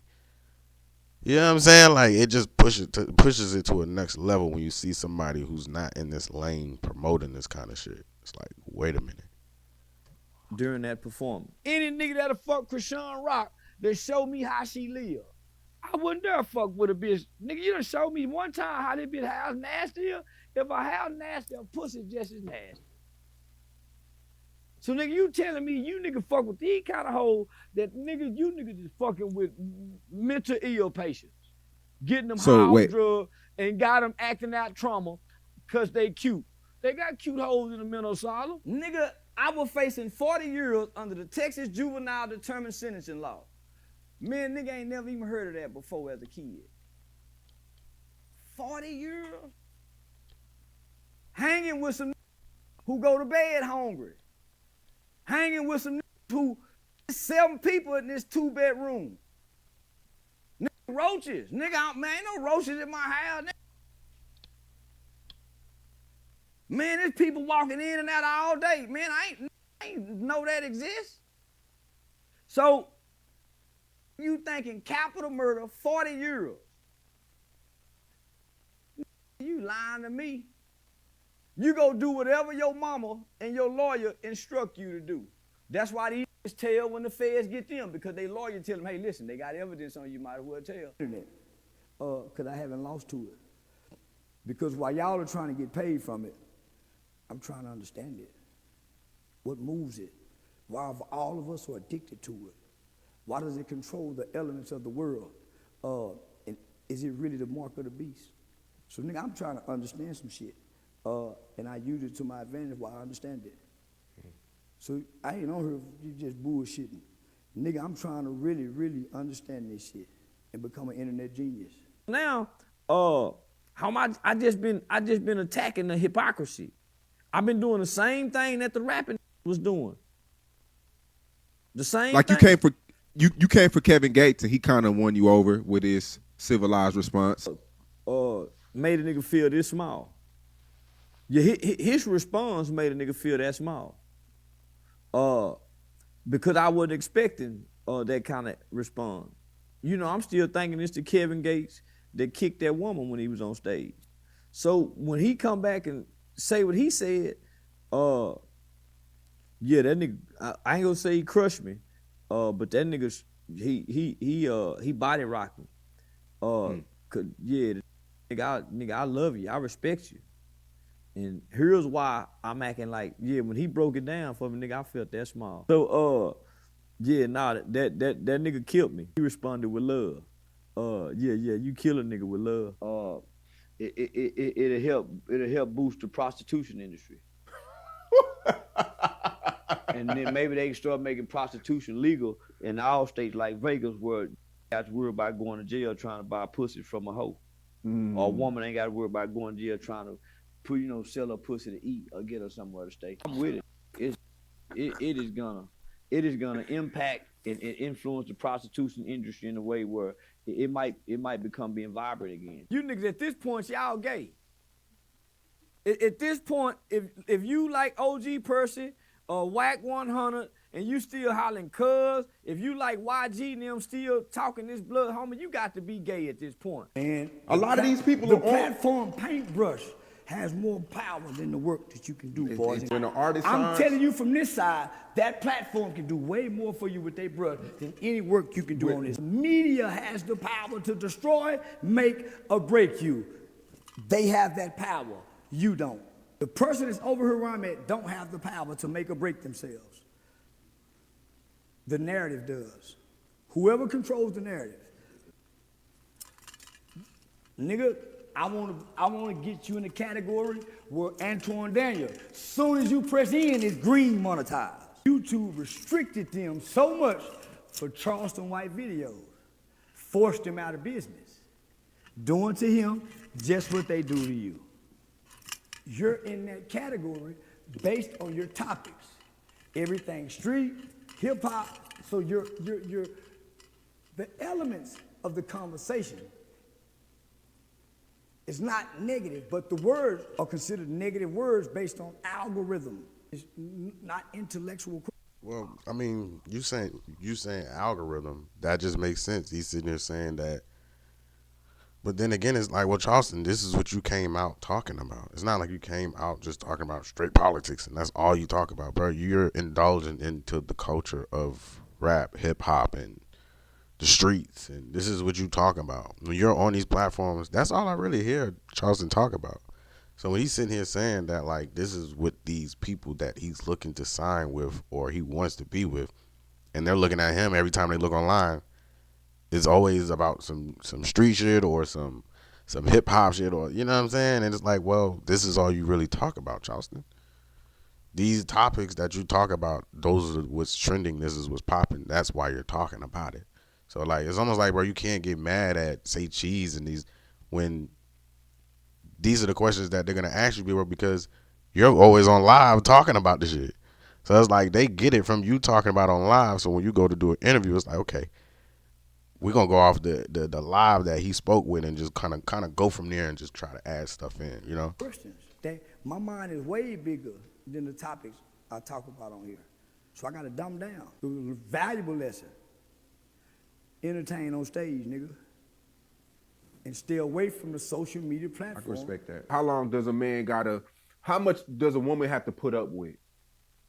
Because we put women through a lot of shit. Women are built to be put through shit. Women are built to take this shit. Nigga, ain't nothing for no woman to have to be put up with shit. This is her job to put up with shit. She was created to put up with a man's shit. When she put up with this man's shit and get tired of it, guess what? She got to put up with the next shit. But how long though? What you mean? Ain't no time limit. So they just got to keep putting up with our shit. Keep putting up with our shit, man. We got to put up with their shit. Don't try to act like when a relationship is created that it's just, oh, the man is just going to give you problems. No, she's going to give you problems too. She's going to give you problems too, but we get it. Motherfuckers going to come online. They not trying to be fully honest, but like these women going to fuck up too, bro. Like, stop it. Nigga, this shit don't expire. You was put here to put up. And let's be honest, bro. They not gonna sit around the guy that's not putting them through shit anyway. What have they been saying? Oh, the nice guys, they're boring. So you were meant to be put through the bullshit, right? Because this guy is boring. You don't like him.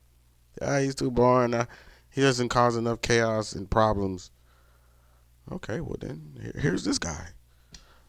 Here's this guy. You like him? Yeah, you like him. I know you like him because that's what you need. That's exactly what you need. Shit. It ain't a man you're not gonna be with that you're not gonna put up with his shit. You only don't have to put up with shit in the beginning when you're trying to get the pussy. Once he get the pussy and get the cum in the pussy, you got to put up with some shit, woman. You can't change these rules. These the rules. Where you going? You gonna have to put up with shit too. You nutted in that, bro. Why you don't want to put up with this shit? When I'm around white folks, my conversation is my pride and joy. Me being able to talk about politics, yeah, they look at me and it catches their attention. I keep their attention. Okay, so if that's the case, Charleston, why aren't you doing interviews with these people and just talking about politics? Is it because that they're not paying you, like Sean is, like the Donza Project? These people that you talk about. Why aren't you doing these interviews and podcasts with these white people that you love to have these nice conversations in politics? Why aren't you doing interviews with these people, just only them? If you so sick and tired, like these niggas, obviously these crackers not supporting you, bro. Like, let's keep it a band. Like, they're not supporting you, bro. These black creators, these Spanish, like Donza and these other, like, they're supporting you, bro. Like, come on, let's keep it a band. But around potent, I feel like I'm better than. I feel like they less than me when I got these shoes on because they are. That's why we buy our kids Michael Jordan tennis shoes, and if you ain't got no Michael Jordan tennis shoes in class, you get picked on. So I do it to the potent too. Percy is a disgrace as a 53-year-old son. And I mean, y'all been at it for about 5 years, the last 5 years, man. He still ain't got a car. He's still at his mama house. He losing weight. He's 53 years old, he's still talking about Ferguson. He's still talking prison talk. All his sons is in prison. His brother is dead. His mama house got shot up because of his son. And he in the back room smoking cigarettes, making noise with his mama in the living room. As a man, where do you take a woman to? Why you think he ain't never got no woman? Man, what woman want to go to your mama house and Percy is a disgrace as a 53-year-old son, and he's never had his own place. He ain't never had his own place. He always been relied and dependent upon his mama. And all he can tell you is prison stories. At some point, that becomes redundant. It's a lot of losers look up to him. Yeah. So anything under him. I built my platform off feet. His game is attacking it. His game is whatever he attack me with, I use it for my advantage. You heard what he said. Wait a minute, is this the Percy dude? So literally, he was saying he's a mama's boy, and he did an interview with him. This outfit is screaming mama's boy. It's like screaming, I'm still a kid, bro. Look at this outfit. Oh my God. See, I dig through the trash and find the treasure. I dig through the trash and find the treasure. God. Once you They start got the whole listening, set that's when you on. got. This man made me a stronger man. Cause guess one thing, this man, I ain't never gave him something right now, today. I ain't never gave him nothing new to talk about. I was taught to be honest and tell the truth, even if we got whoopings. Even though I know mama still finna whoop me, nigga, with them tears in my eye, I gon' tell the truth. And she still whoop me. and love on me afterward for being honest. But boy, when I lied and she got to whoop me, she still chasing me a little bit. I don't get the same comfort mama catch me lying. The disappointment and the hurt and the shame in mama's eye, I done lied to mama. You got me up, nigga. I'm a good boy. Yeah, I'm a good boy, nigga. Mama be lying too. It's still fucked up that you handed him the gun, though. I thought you were just in the car and it was just somewhere you didn't want to be, at the wrong place, wrong time. What? But you gave him the gun and said, shoot him. That's kind of fucked up, though. He wasn't supposed to shoot. He supposed to do like we all do. Shoot in the air. Nigga, we don't want to shoot nobody. Play like you done shot at him. But even if I say shoot him and you shoot him, guess what? I said shoot him, he shot him. What's wrong with me saying yeah, nigga? I said, yeah, I said it. What? The truth is what sets you free, even if it locks you up. He told you to shoot him. You shot him. You're a dummy. Nigga, I finally got deals on the table. Nigga, all the doors were just closed on me less than 60 days ago. Them same clubs that closed my shows have opened them back up, and I'm back on the books within 60 days. Because my Say Cheese TV interview was so polarizing, not because of the title, but because he put a handsome picture of Charlie Kirk and a marketable picture of Charleston White. And every... Charleston, you got to stop this, man. I'm trying to make it seem like he gets booked. He's trying to make it seem like these thumbnails and these titles are just ruining his life. And it's like, bro, these thumbnails and titles are getting you even more attention than what you were getting if you just put it on your live, bro. Like, it's made you who you is. Like, yeah, he did his thing by getting in the door, but it's like these are just making you even more popping, bro. It's like helping you out. Every major outlet picked that up and pieced it because it didn't look ugly. He wasn't going off, and he explained in detail a candid interview with Sean Cotton, homie that made every club say, I'm sorry.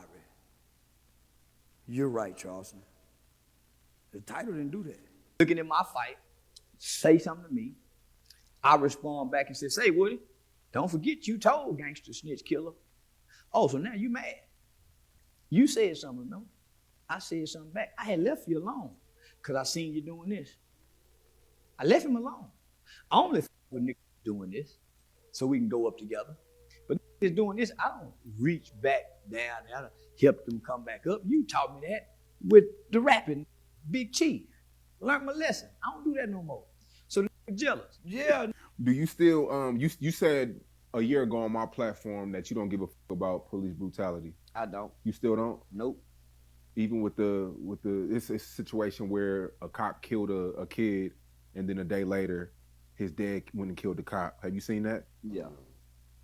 I mean, you never know what would happen if something happened to, if a cop did something to somebody you love. I ain't gonna do no coward shit like that. How is that cowardly? I ain't finna go kill no innocent person that didn't have nothing to do with my son being killed. But I ain't finna go get no innocent person that... Yeah, I remember that incident, man. That dude went and killed a police officer that was walking kids. Like a security guard that walks kids, you know, make sure they get across the street safely, bro. He goes and he didn't go and kill the officer that did it to his son. He goes and finds another officer, has nothing to do with nothing, and goes and takes this guy's life, bro. Like, but that just shows you like a lot of weak dudes out here, man. Very weak. Because if you was gonna do that, and when you look at the video, it's like, damn, bro, like. You could tell this kid was probably into something, or this officer. And then when you look at the video, it's like, damn, the officer could have just like, you didn't have to shoot him. But then again, it's like the kid looked like he had a gun on him. So it's just like, it's just a shitty situation, bro. Didn't have nothing to do with this, homie. Was it the same police force? If it's the same police force, this cop didn't have nothing to do with it. How you know he in agreement with it? You gonna go pick an innocent person and kill him. Man, them baby. Look like I'm winning. When I stood with y'all, I was... But that's like equivalent to like a lot of the street dudes. Like a lot of them are fucking lame, bro. Like even we was watching DJ Academic shit, and they was talking about like the video where like the guy has a beef with him. He has a beef with the motherfucking the other gangster, but he doesn't go to the gangster. He chooses somebody else that has nothing to do with it. He starts beefing with them up on the other side of the chair like a civilian. And it's like he's trying to beef with the civilian, and then the other gangster that he has an issue with, it's like he's not trying to beef with him, but your beef is with him. No, I'm gonna put it on him because I look like I could beat him. He look like I could beat him up. You like, you talk about fucking lame, man. Just corny, bro. Like, and that's why when I watch 6ix9ine interviews and shit, like you gotta give it to him because he's not lying. Like, this is why nobody follows these niggas in the streets no more because they're corny, bro. Like, they all lying. They don't even follow their own rules. As soon as it's on them, it's like, oh, F the streets, oh, F the. It's like, oh, now when 6ix9ine was doing it though, y'all was on his ass though. It's like, yeah, because it wasn't us. I couldn't even feed my children. When I started standing against y'all, riches and rewards, I got a bigger reach, a bigger voice, a bigger influence, a bigger impact. Look like I'm winning. Y'all ain't. Y'all buried Lil Ronnie and every Nipsey. I ain't buried nobody. So who wrong? Nigga, I'm trying to prevent another generation of kids that's being tricked by the culture by way of imagery. He who controls images controls minds. So nigga, I've been attacking these gangster images. So it's been 5 years of relentlessness, nigga. And it looked like I joined them. But even joining them and looking like them, I still been clapping. Only for you to still reject the words and the message that God was trying to deliver through y'all. Now look at your idols. Fallen idols. I meant to tell you too. So you went on Jeff Teague's podcast, NBA player. Yeah. Damn good player too. I know you don't really keep up with a lot of players, I didn't know but who he was until afterwards. Yeah. I ain't had to know who he was until yeah, afterwards. he's doing this thing. Yeah. But man, a lot of people are mad at him because of you, man. How you came on there about the WNBA. They're not mad at me. They just mad at that one segment because it was a great interview. So when you the whole live thing, the fans loved it because it was a positive interview. Teague them loved it, the producer loved it, and all the fans that were watching on Patreon Live, they loved it. It was a great interview. It's just that small clip about Angel Reese. It was just that small clip of what I said about Angel Reese in a joking manner. He can't go nowhere by himself like me. He'll die. Cause he done really done some things to some niggas. And some niggas done really done some things to him. Blood done really been shed. He ain't trying to stop the bleed. He still rah. He ain't coming back, nigga, sitting back peeping the play. He jumping that rah, like he still the baddest. You ain't got no money to rule that loud. I can't get another bitch. Devin Haney can't get no other hoe. Nigga can't get no other bitch. Nigga, King Von was a killer. Who care about a killer? Not just a one killer. This nigga was a serial killer, documented by the FBI that he's killed more than 2 people. Nigga, he's prayed, he's reverenced, he's admired. And I'm saying, nigga, he killed black people. And niggas just seem to have a problem. And niggas only seem to have a problem when a white police officer kill a black person. Other than that, don't nobody care about a black person being killed. Only the dumb, poor young people like that part of Charleston. And as we can see, there's maybe 500,000. But when we get all elements of Charleston, millions of people love him. Professional titles don't go off because the whole objective is to be advertiser friendly. And the name Charleston White is so red flag, you cannot put go off after it. Charleston White is red flag. So if you put go off, you've heightened everybody's alert. They take the title out of the video and put them quotations in there. And then come find a marketable looking, because it's about marketing and advertising. We go get the criminal picture,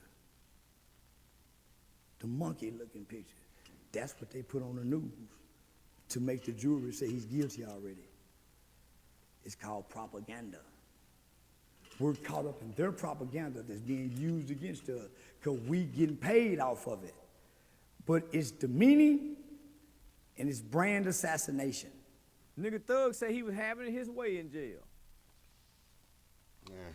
I mean, I hear what Charleston White's saying. I definitely hear what he's saying as far as like the titles and stuff. Because I'm gonna be on. I'm only speaking on that situation because I do YouTube, so it's like I'm like, and I guess I'm gaining from what he's saying, which in the titles and all that stuff do take into play. But man, YouTube been doing this shit for so long. Motherfuckers been doing these thumbnails that make you want to click on the clickbait, and then the title is just clickbait, and you click on it, it ain't got nothing to do with none of you saying in the title, bro. But you clicked on it, you're already watching it, you're probably looking for that main part in the video from the title, but then you end up just watching the whole shit, right? On one of them albums, he said he was having his way in jail. So, nigga, why y'all mad at me? And what nothing I said used against him. What nothing I said was used against him. Let me out the car. So they can't be mad. And then I just want to say this about what Thug said. If you was really having your way in jail, you shouldn't have took this plea. You should have kept having it your way and finished out the trial. Even your lawyers advise you we can beat them. Even the lawyers disagree with you taking this plea. Homie, how could you go against your lawyers and you having it your way? So that's the oxymoron of this. You having it your way, but nigga, you took a plea that sets you up for almost half the rest of your life. The murder rate is going up in America while he on tour. So all local police departments, y'all get ready. If y'all can, find some kind of way to get the fire marshal to shut that shit down. Cause there's gonna be some violence. You talking about children of the corn, like when the gremlins ate after 12 o'clock and all, man, that's what this shit's finna be like. Mm. Yeah. In rap violence finna go back up. Yeah, the first date is Dallas. And that's all right. We got a new police chief. Well, they got a new police chief in Dallas. Talking about YB. He ain't playing. Dallas Police Department is going to set the did pretty tone good, bro. for Like- NBA's Young Boy Tour for all other law enforcement agencies to follow throughout America. How can we be offended by a word we're not being called? A word that we're proud of. And they're not using this word as this word was applied to these people. Yeah. This word is being applied with congratulatory. We are oxymorons as a race of people. That's what they mean by we're victim-minded and we're entitled as black people. We can insult everybody else openly and freely. We come in people's establishments loud. We are some of the most disrespectful people known to humankind on earth, because in any other places, they would dispel us. But our excuse is we've been through so much. We ain't been through shit. Even Shaq tried to give her a little hint and told her go dunk in your panties. Shaq didn't get no backlash. We watched Twisted Black's son play basketball with toe-up shoes, and his daddy was a kingpin rapper. And everybody hollering free Twisted Black, but ain't nobody putting no new shoes on their boy's feet. My son playing basketball now, y'all throwing some. Nobody looking out for little Tommy Burns. He looked as sad and depressed and lonely and poor. What about your daughter, homie? You never reflect as a father, but you come before these cameras and you a hell of a street. You a bum to the people that matters. You a loser to the people that matters. To the people that don't matter, you trying to be a G, a hood representative. Come on, my all you niggas. Come on, Woody, you just gave your life to the Lord. Your daughter is dealing with a mental retardation because when she was a baby, you had a shootout with her in your hands. Her brain is fried forever. She can never be normal again. My daughter just graduated with no trauma. With no trauma, nigga. I publicly say this to people, so let me publicly say it now. This is why I'm saying I've outgrown y'all. Y'all keep bringing me to YouTube. I'm saying, my nigga, I'm selling out shows everywhere I go. We done 2 shows in Dallas, nigga. We can do 4 now. I can go get Calamar White. I can get all these big names, and Mac, we can do a Say Cheese TV tour. Me and DJ Academic talk about it, nigga. Come on, my nigga, we done one before, and that's what I'm saying. Stop bringing me back to YouTube. Nigga, let's go to the stages. Say Cheese TV production. God damn it. Nigga, don't you know me and you on a stream, what that'll do? So I'm saying, no, nigga, I'm outgrowing y'all. Good money, yeah. Brand-wise, it's not good for the brand. Yeah, but bro, if you can make $100K sitting at your desk like act do and just does his shit. Like, who needs to build a whole production team and just wasting all his money? You gonna make $100K. You're gonna make $100K, bro. You be like, bro, I can do this without a whole team. Like, what do you? You know what I'm saying? Like, you don't need no team. It's not good for the brand. And I'm saying, nigga, why we all us over here? Okay, I'm outgrowing it. So it ain't nothing personal. No, I get it. You know, this ain't nothing personal. Nigga, I'm outgrowing this.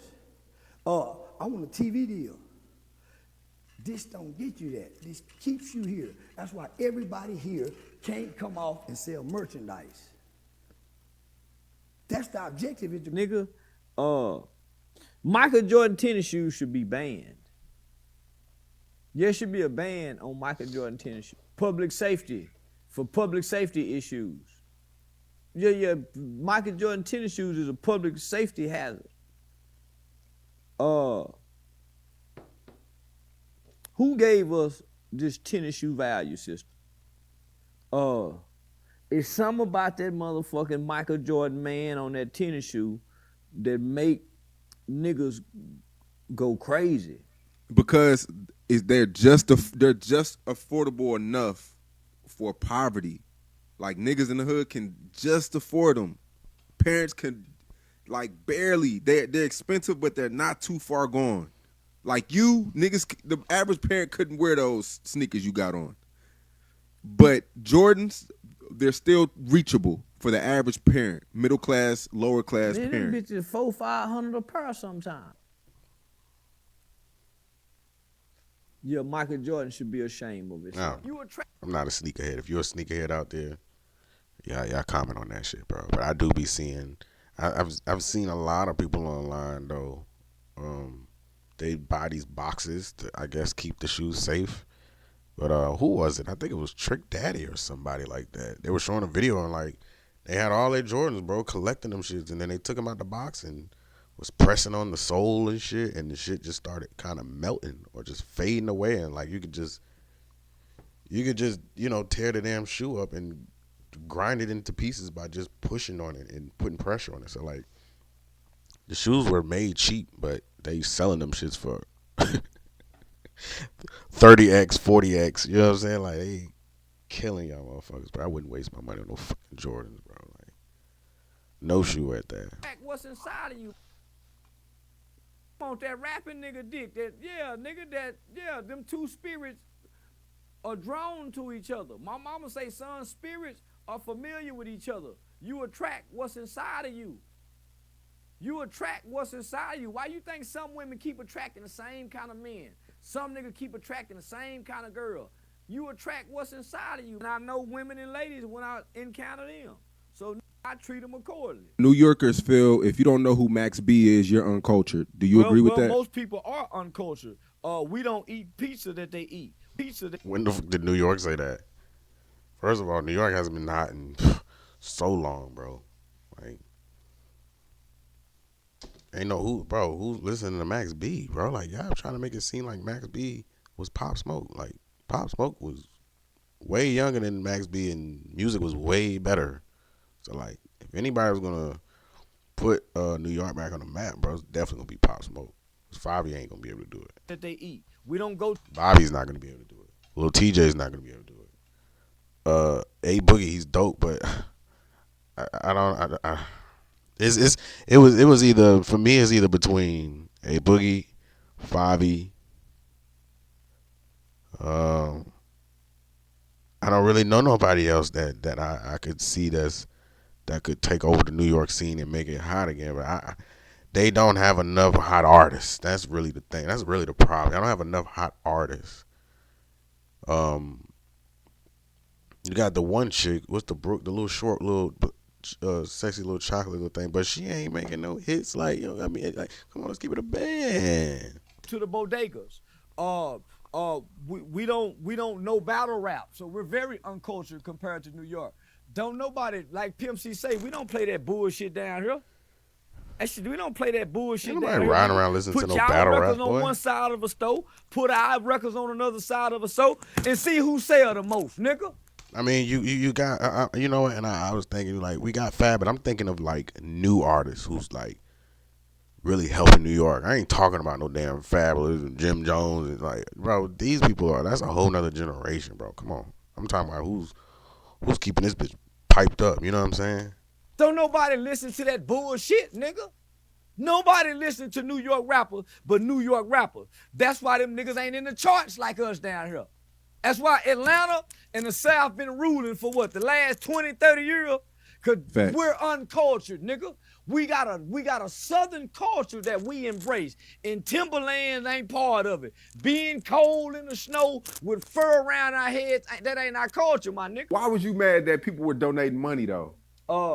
Donate money to a killer? To a killer? Out of all the youth organizations and programs and after-school programs and nonprofits that need financing and donation, y'all won't get him one penny, $1. I was one of them. And I can name plenty. Little Angels, Miss Lisa that does daycare and feed the kids in Stop 6. Lisa McDaniels got Little Angels program and Stop 6 been there for decades, feeding kids, middle school, elementary, and high school, after school for the whole school year, and she don't get no donations. The other people that's helping, they don't get no, but soon as a killer kills somebody. The kid that made the plastic in the oil, he didn't get no $1 million. This family is well-to-do. They live in Frisco. They so well-to-do, the mama don't even have to work. Don't you know diabetic dicks don't even get hard?